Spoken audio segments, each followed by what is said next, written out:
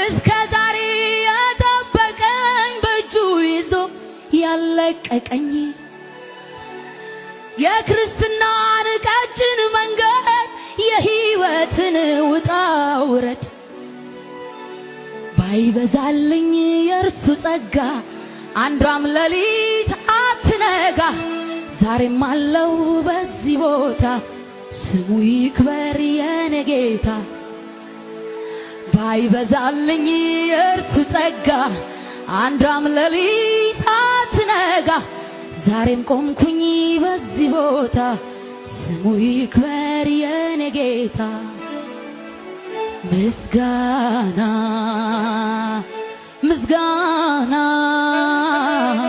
ምስጋና ምሕረቱ